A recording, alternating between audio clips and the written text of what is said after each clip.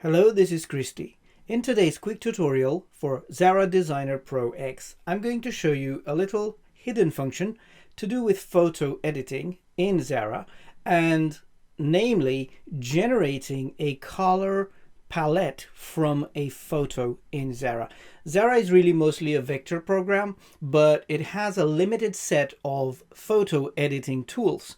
And one of these tools is generating a palette. So if I'm going to show you an example here, I'm going to import this photo into Xara, just drag it on top of Xara. Let's zoom in a bit here. And you see, if I want to use the color scheme from this photo, I can probably use the color picker to select some of the colors in here and save them, and or maybe apply them to a few fake swatches. So if I'm making a few fake swatches here, I'm just going to duplicate these just really quickly. Usually a nice color scheme has about 5 colors that you want to use. So you could go around and select one of them and then take the color picker here and just kind of place it around the image. That is easy to do, and that is of course a manual process. But what if you don't know exactly what are the ratios or the predominant colors in this theme? I can see it's kind of yellowy, this one, yellow, kind of brown, kind of orange.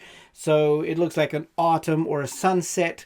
Okay, but I want to extract the most predominant colors in this photo. Very easy to do. Let me just make this black again here. So check this out. Select the photo in Xara. You don't need to do anything. Just go to this photo menu here and go all the way to the end where it says palette from photo. And watch the bar at the bottom here, the color swatches, the color toolbar. Watch this one as I click that button here on the palette from photo. Now you see, it took a second. All of the predominant color in my photo are down here. So now I can just select my swatches and click on this one, maybe select the next one, try one of them, click this one, go here, check this light blue and maybe this darker gray. So there you go. I've generated a color scheme from a photo. So this is very nice because you see here most of the colors in the photo. So if you're not happy with this gray maybe, or one of the colors, maybe you can choose a lighter one. Maybe I'm not happy with this one, let me choose this darker bit. So as soon as you do this, you realize, oh yeah, actually, you know what, there's more different types of blue in my or gray in my photo, or I'm not very happy with this brown, orange, I want the darker bit. So there you go.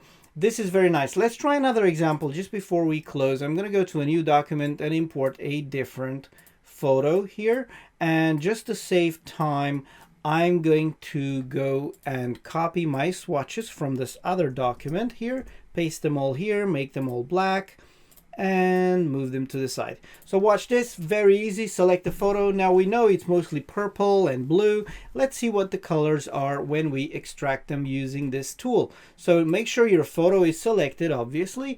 Go to the photo menu and one click like that. Watch the bottom here, all of the colors have been extracted. So now I can go and choose which colors I want to keep. Maybe I want to use in my project. This blue is nice, this pinky kind of color, and maybe the lighter one or the very, very dark one.